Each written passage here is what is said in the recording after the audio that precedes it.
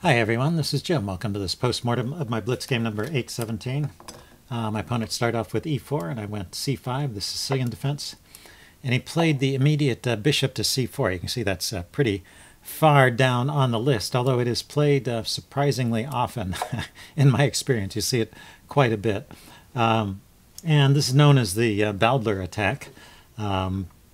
Blunting the bishop with e6 seems like a pretty natural response. And if you look at the percentages here, this is an opening that's good for black.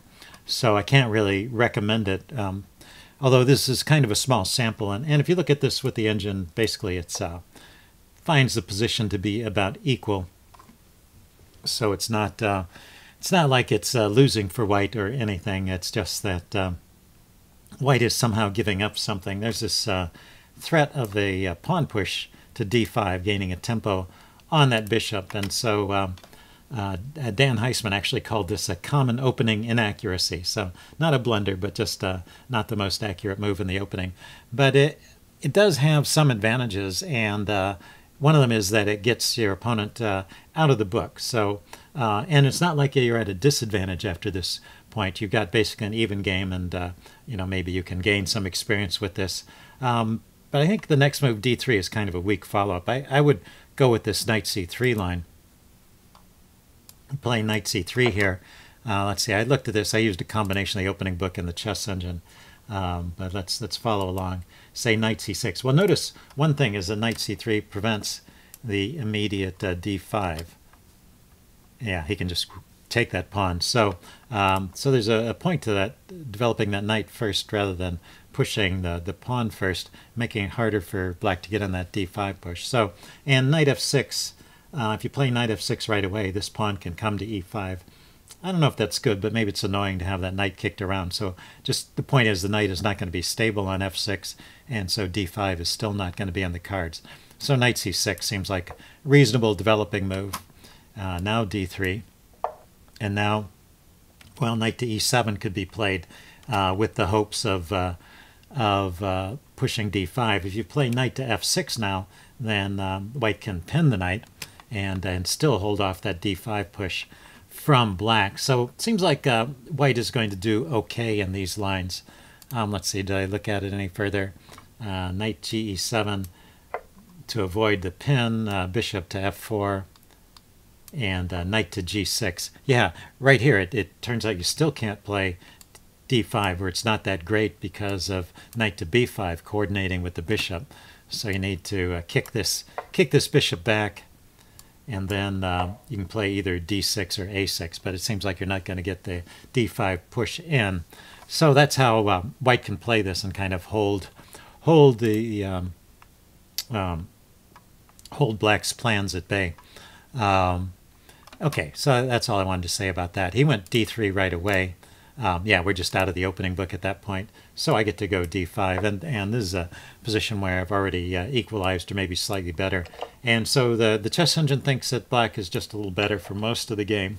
Although there are little slip-ups here and there, it actually was a pretty solidly played game up to the point where white blundered a pawn, actually. But up to that point, we were both doing reasonably well and keeping the game in the range of about even. So some normal development here. Let's see, white went bishop to b3, dropping the bishop back. Oh yeah, first, now some normal development. So bishop e6, I think the chess engine liked that. It's just coming out and developing a piece while defending the center. He's going to play knight c3. That was always coming, and you want to kind of hold on to the center. When you push the pawn forward, you give away a couple of squares, so it's better if you can kind of keep those pawns back and just keep control of things here. Let's see. And now I went h6. Probably not the best move here. But, well, knight f6, once again, is going to run into the pin. The chess engine likes things like knight to c6 and bishop to e7. But it thinks this is okay, too. So, like I said, we're staying in the range of about even to slightly better for black. He continues knight f3. You go knight f6. He castles. Go bishop e7. And he goes knight e5. The chess engine really did not like this move and preferred knight to e2, developing the other knight. Or, well, it's not developing it, but bringing it over to the king side, I guess. Maybe coming into the f4 square is an idea, putting pressure on that bishop. So anyway, a different knight maneuver is preferred by the engine. But he stuck his knight here on e5, and it's not horrible. I can't easily chase it away immediately. Yeah, I could have played knight to c6 here, I guess. But I wanted to get my king out of the center first and avoid any potential pins. So I castled. He gets bishop f4 in, so he's getting all his pieces out. I go knight c6. And this was approved by the chess engine at this point. Just challenging that knight in the center seems like the right thing to do here. So he trades off. And, I do have some pawn damage, but I have, kind of an extra pawn in the center if I need it. Sometimes these pawns can come forward and the 3 pawns in a clump can help support each other. I think an instance arises later in the game where I could have exploited them a little better. He goes bishop a4, targeting my c-pawn, and I just defend it. Let me see, bishop a4 was maybe not the most effective. The engine likes h3 here, providing an escape hatch for the bishop and keeping my pieces from hopping into g4, I guess. That might be an issue in some lines, but I think mainly the idea is now the bishop has a retreat square if it ever gets attacked. But anyway, he went with bishop a4, and I defend with rook c8. He went bishop to g3, dropping the bishop back. Without being asked. I was wondering how I could take advantage of that loose bishop there, but he saved it. He got it to safety before I could find a way to exploit that. And now I went with the d4. So here the chess engine thinks I can get some kind of advantage with this queen a5 move, which I really didn't think about. I mean, it's not...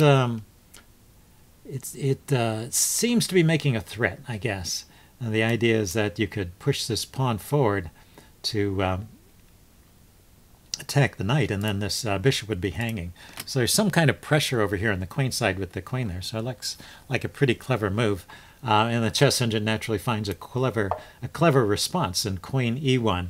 So if you play d4 here to kick the knight and win that bishop, black can go, or white can go knight d5. One of those funny tactics. His queen is defended, my queen is loose. So, so I have to retreat or trade. Or defend my queen. Yeah, but that would drive my bishop back. Anyway, if I take his queen, he can throw in knight takes g6 with check and then take the queen back. So it's that kind of tactic. So anyway, after queen a5, queen e1, the chess engine gives bishop to d8 as the move here. Puts an end to any kind of knight d5 tactic. And then b3, defending the bishop. So... the bishop is kind of locked in here. I guess that's the point. It's not so clear for me how I would play from this point exactly, though. Even though the bishop is tied up over here, my queen is kind of over on the wrong side of the board. It seems like I don't know how I'm going to get any more pressure here. I can kick the knight, but it can just move away.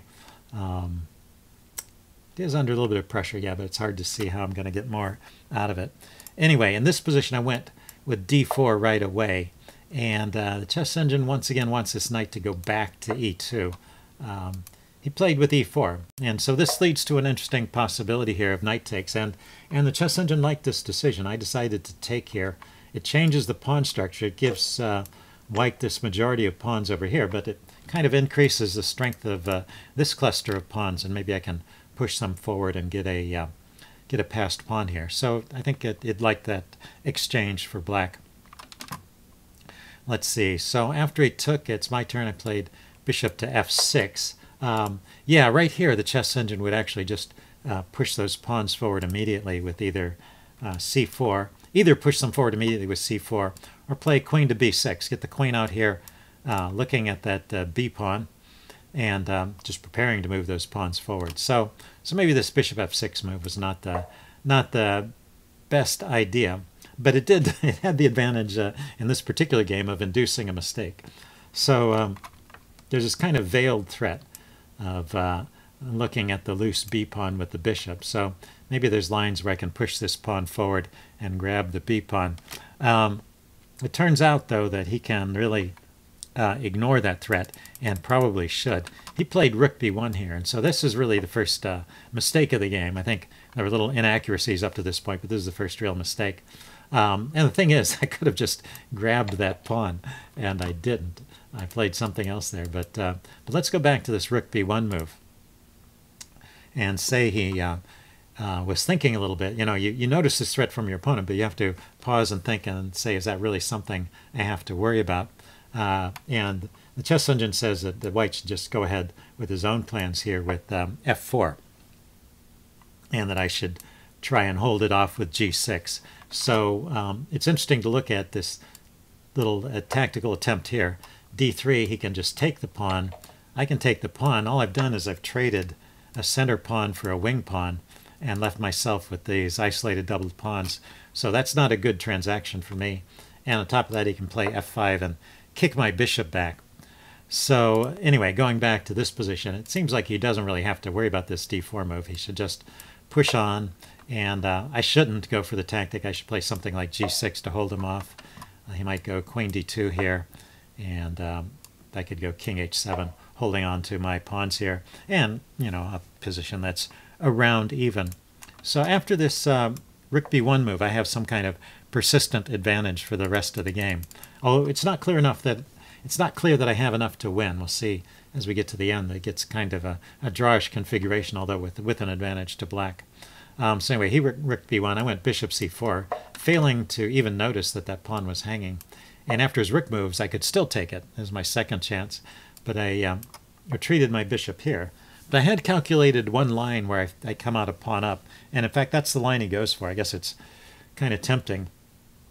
But this push here isn't forced. I was really thinking the better thing for him to do is to take here. And I would be pretty happy with this position. Well, let's see. His pawns are defended at the moment, but I've got this nice majority on the queen side that I can push forward. And I was thinking this would probably be pretty good for me. Yeah, he still has this e5 pawn. He can push this e pawn. He can push to e5. So that's still in the position. So black has chances there as well. The way he played it with the e5 push right away, I come out a pawn up. So he pushes, I take, he takes. So we each get a piece, but then I grab this pawn. And he gets some mileage by kicking my bishop around. So it's not like I'm completely just a pawn up. And these pawns can come under attack. So definitely there's still chances here. I was sort of expecting a4, and the chess engine agrees. He should probably keep harassing my bishop, kick it back. It leaves this c-pawn a little weaker. He can bring the queen out to h5 also and take a look at the forward c-pawn. That's one of the problems with doubled pawns is the one that's behind is blocking the rook's defense of the one in front, so the one in front often becomes a target.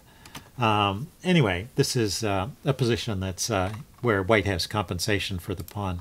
He instead started going for queen trades, queen f3, and the chess engine thinks I should just take right away. I wasn't sure about that. I tried to avoid it for a couple of moves, but he, well, let's see. First he played rook b to c1, defending that pawn. Although once again, it's the case where maybe he should have left the rook active, because if I take that pawn, he can bring the rook over then and harass my c-pawn. So it's not clear I can pick up another pawn that way.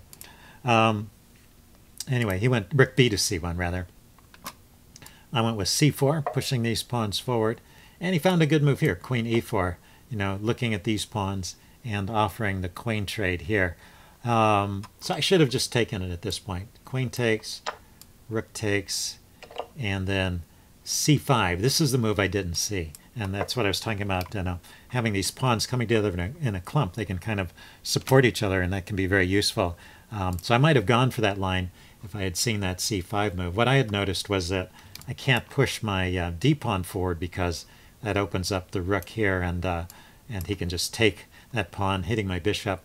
So I was thinking, well, I had to evaluate it in this position. After the trade, the rook comes here, and but after that trade and the rook comes forward, that move c4 or c5 looks like the right answer there, and leaving black with an edge.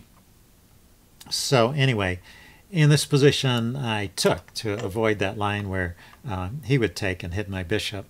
He took back. He takes b3. And then I played rook f to d8, defending this pawn. Still not still not ready to trade, but allowing him to trade. And you know, I thought, well, at least I've got my rooks actively placed behind my potentially passed pawns. So I thought that would be a reasonable thing to gain from that queen exchange that white obviously wanted. So this is some edge for black, although, as I said, not necessarily winning. Bishop e5, I think that's a good move. Hitting this pawn, and also reminding me that these pawns here are on dark squares, and he can potentially target them with a combination of a rook and a bishop. I have to be careful of. So anyway, I pushed this pawn forward.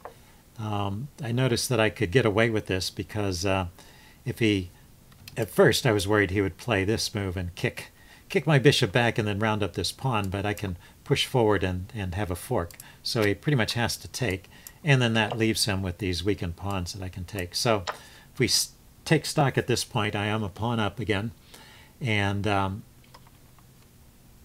or still, I guess I gave away a pawn and got it back, so I'm still a pawn up, and I have a somewhat crippled set of pawns over here, 3 versus 3, but I've got 2 versus 1 on this side. So some edge in this endgame, but maybe not yet a winning edge. Let's see, he went h3.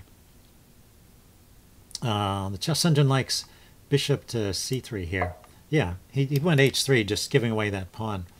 So probably a mistake. So that was maybe the second big mistake in the game that white made. Yeah, there was no reason to give that pawn away. Bishop c3. I mean, his pieces are a bit tied down after that. So maybe I still have some kind of edge, and I still have an extra pawn, but there was no reason to let me go 2 pawns up. But anyway, he played h3. He's worried about back rank problems with his king, so he's, you know, now he's able to get his rooks off the back rank. Let's see, and so I went ahead and grabbed this pawn. I didn't even notice that at first, but eventually I saw that, grabbed it. He goes rook a1, hitting my a pawn, so I push it forward to defend it.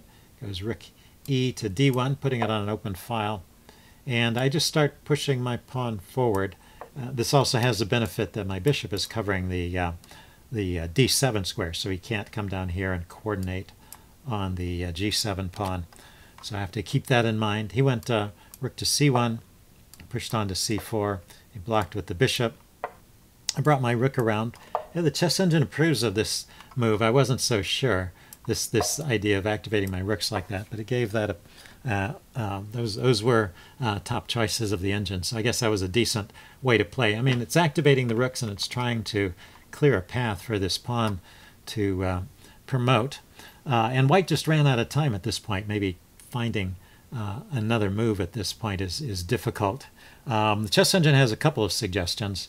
One is rook a2, and then I could have followed through with this idea of rook a3. In fact, it generally liked rook a3. And I think after the game I was wondering whether that rook trade was beneficial or not. Let's see, the bishop would have to drop back.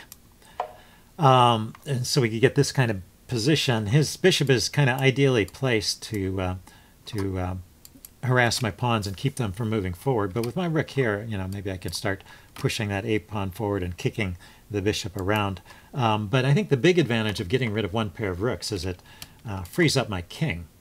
And so my king is a little safer to wander the board than there is when white has 2 rooks plus a bishop. It can be pretty dangerous, and the rooks can keep the king screened out. So I think trading one pair of rooks would have been the right choice there. The other ideas the chess engine has, I mean, rook a2 seemed like a funny move because that is almost asking for rook a3. He could drop this bishop back to e1. As long as it stays on this diagonal, it's pretty good. Chess engine likes rook a3 anyway, and just going for this trade. And one other line, which I think maybe is best for white based on just the way it looks to me, rook to e1. I go rook a3. He doesn't trade white away, but pushes the h-pawn forward and forces me to trade to get the one pair of rooks off. And now this position. So I have kind of 2 problems. I want to activate my king, and I want to put these pawns on light squares. I mean, they're kind of related because as long as these pawns are on dark squares, his bishop can attack them, and my king isn't so free to roam around. And so he's gotten in this h4 move, which is going to make it difficult for me to push my pawns forward and get them onto light squares. I mean, the light squared configuration, to get all of onto light squares, I'd have to have a pawn here, a pawn here, and a pawn here, which would be difficult to achieve with this guy in the way. So probably have to bring my king forward and push these pawns forward gradually. But well, leaving this on the chess engine for a while, and in any of these positions, it gives a stable advantage of a little over -1 to black, so a little more than a pawn advantage to black. But because it's stable, that means it doesn't see any way of actually forcing the pawn through to a queen. So if there is a way of queening a pawn or making a significant difference here, it's still a long ways away. So it would be a long game from here. I would certainly play on, but there are good chances, good possibilities, I suppose, that white could actually hold the draw here.